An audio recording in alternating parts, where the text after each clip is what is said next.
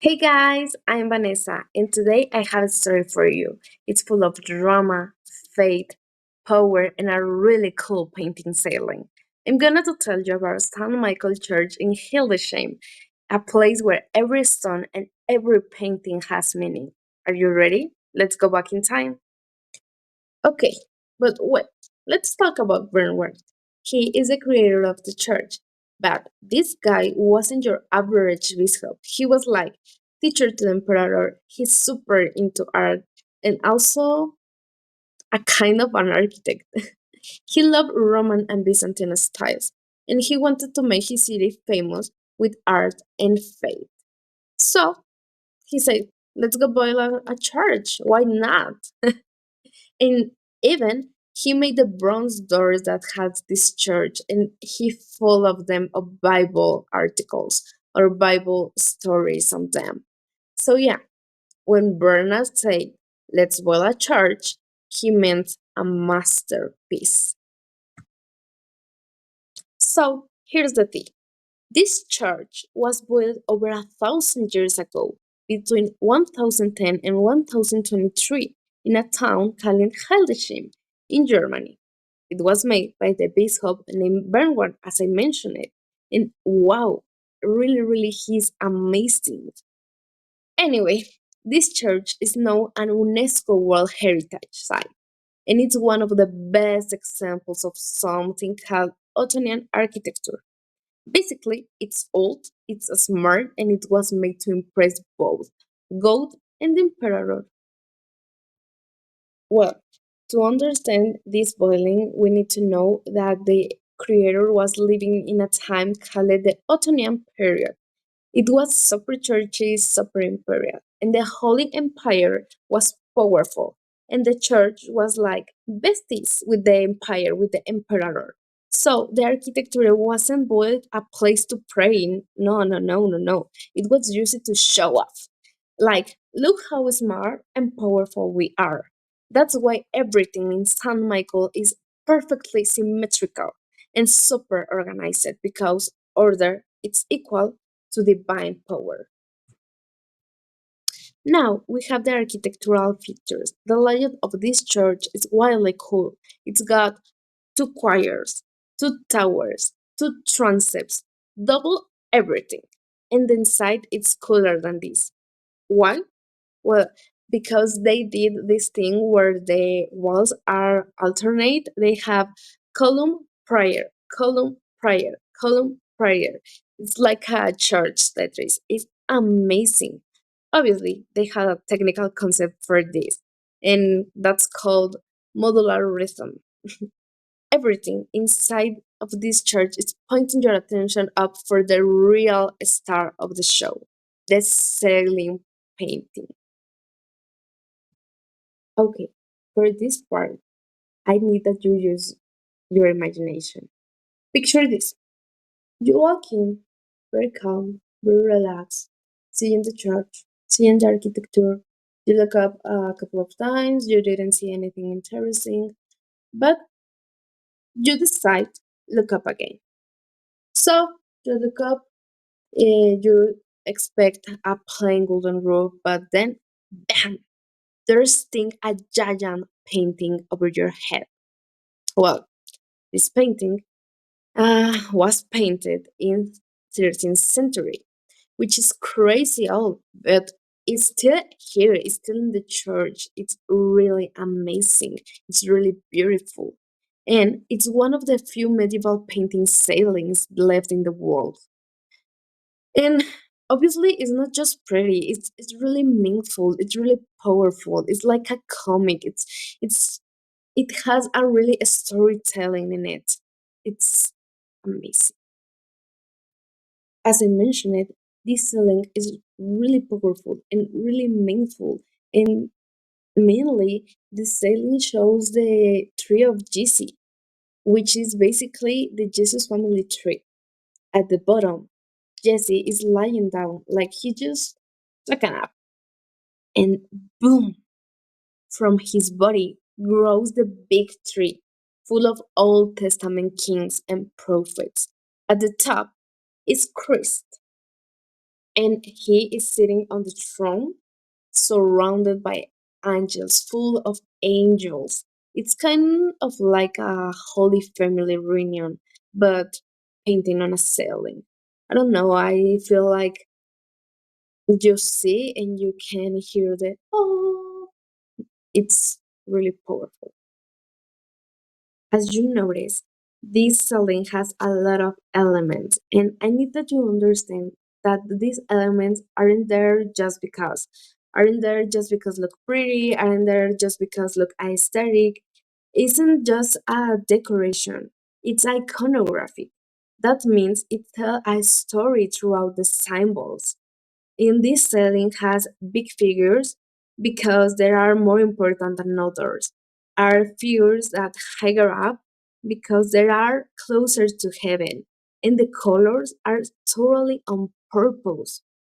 Even this ceiling has a key point. It's like a genius part of this selling because most of people in that age couldn't read the Bible. And what they could do or what it's the way that they learn about the Bible way. Well, they could look up, and that's the way that they can understand all the history, all the culture of the theological part of the church, of the God, of the all the history that had. This selling is like a giant television meme if you can see it like that. It's like a meme that paint over 800 years ago. Okay, let's do an artistic analysis for this church.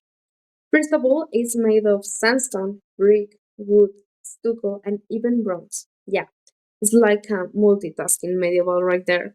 And they use an Ottonian architecture, which means symmetry, structure, and meaning in every corner is present in each part of the church. Also, the creator, Benoit, used a bronze casting in use for the doors and the columns that tell Bible stories through images. Just imagine you walk in the building and the building itself is teaching you. It's really, really smart. It's really, really um, powerful. It's really meaningful, this building. Also, you can find frescoes and a lot of geometric planning and everything was following by symbolic and modular design. So yeah, nothing was random here. Every part of this church had a message. Following with this analysis, the symmetry in the church it's really interlinked with divine order. That means God it's equal to balance. And for the doors and the columns that Benoit did, um, you can relationate it or you can understand better if you see like a comic. This part of the church is like a comic in a stone because they related scenes from the Bible. And all the stylized figures that has the church not trying to look real. They're really trying to look holy, like sacred. And this is one of my favorite parts of the church because in the end of this church, the vibe is like reverent. The space feels calm, organized, and inspiring. It's like this part is made to stop, think, and just breathe and connect with the church, with the religion, with this holy vibe, holy ambience. And I don't know, it like you can imagine walk and just go and say like, wow, this place is just sacred. Okay. And for the artistic analysis of this painting, we can say that the painting is done in what's called medieval style. and that means that the painting doesn't have um, extravagant figures, at least has flat figures and has no perspective and has strong outlines, and all of them are really, really symbolic. Um, this sailing is painting with tempera on wood, and he used a pigment, sorry, mixed with egg yolk. Yeah, they painting a sailing with egg. Terrific, right? And this selling wasn't the purpose that looked realistic. Honestly, it was about making the message that this setting is spiritual and powerful and has a holy aura. And yeah, this masterpiece survived centuries, but not without help, obviously. It was repainted a bit in the 1800 years and then restored more carefully in the 20th century. Thanks to that, we can still see there, and we can see the story about this selling, and almost like people in the Middle Age. It's not just a piece of art, in my opinion, it's a survivor. Okay, now let me tell you what I think.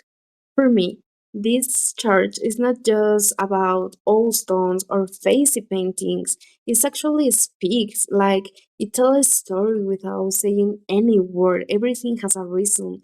The columns, the doors, the symmetry, the ceiling, everything is part of a message. Bergman didn't just want a church. He didn't want evangelize the people or impose their religion. He wanted to teach people. He wanted move them, make them feel a little closer to God. And he wants did for another way, not for books, not for things that only can appreciate the people that has more incomes or more status. He wants teach him throughout art and architecture, and honestly, I think he nailed it. Even for me, a thousand years more in the future, he nailed it for me, and it was a really, really interesting investigate about them, and really powerful, really um, enriching. Even today, I think has an impact for the people, and no matter what, if you Catholic, if you are Christianism, if you had another religion, this a church, this selling has a strength meaning for the society. So yeah, that's the holy drama behind St. Michael Church. It's the story about a visionary bishop, an empire, and a painting selling that has at least centuries. It's beautiful, it's meaningful, and it's still inspiring people today. That's all my part. Thanks for listening to this medieval gossip, and I hope you love it as much as I do.